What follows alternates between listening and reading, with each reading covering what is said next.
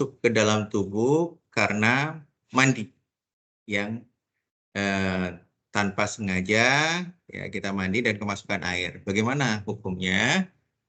Mari kita bahas bersama. Jadi saudaraku, bahwa ini ada hukum ya, bagaimana hukum masuknya air ya ketika mandi ya. Airnya ini masuk ke dalam ke dalam tubuh tanpa disengaja karena sebab kita berpuasa. Maka di sini ada yang namanya perinciannya. Nah, perinciannya gimana?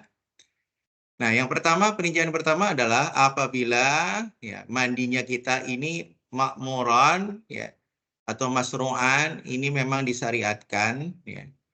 Yang mandinya disyariatkan seperti mandi wajib, yang mandi fardu, seperti mandi janabat ya, mandi janabat atau sunnah ya, mandi sunnah seperti mandi Jumat, maka dikatakan ini tidak membatalkan puasa ya.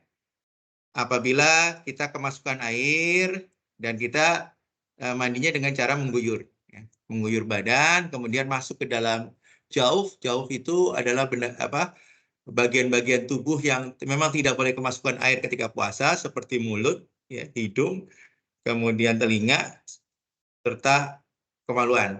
Nah, maka di sini tidak membatalkan puasa karena ini mandinya disyariatkan ya.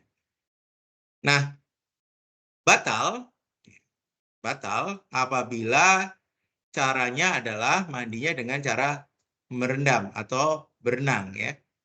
Jadi ini bisa membatalkan kalau cara mandinya tidak dengan cara menyiram, tapi dengan cara berenang atau kita memasukkan air ke tubuh kita ke dalam air, ke dalam danau atau ke dalam maka ini membatalkan puasanya.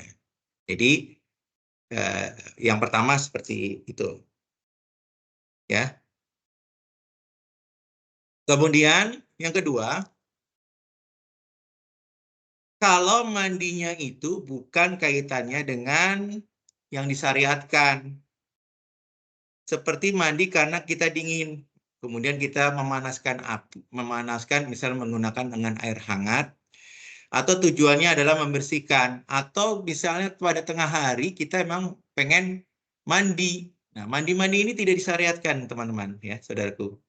Ya, mandi-mandi ini tidak disyariatkan. Karena tidak disyaratkan, maka mandi-mandi misalnya, wah panas banget nih hari ini, saya mau mandi siang hari, maka mandi ini membatalkan puasa. Ya, apabila air masuk, ya, walaupun tidak disengaja. Jadi apabila air masuk ke dalam telinga, ya, ke dalam kemaluan kita dan sebagainya, maka ini membatalkan puasa, ya, walaupun tidak disengaja, ya. Ya, sama saja kalau mandinya dengan mengguyur pun atau dengan berenang sekalipun, ya.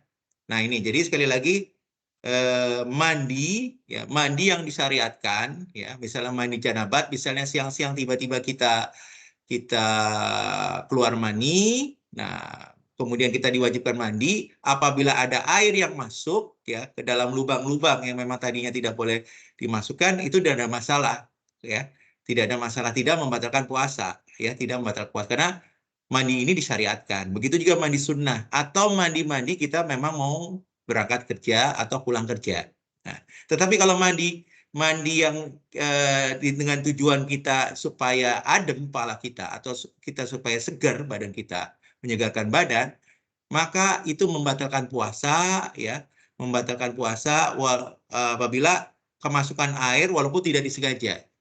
Makanya hal-hal ini, ya, seperti ini harus dihindari, ya, saudaraku yang insya Allah dimuliakan Allah.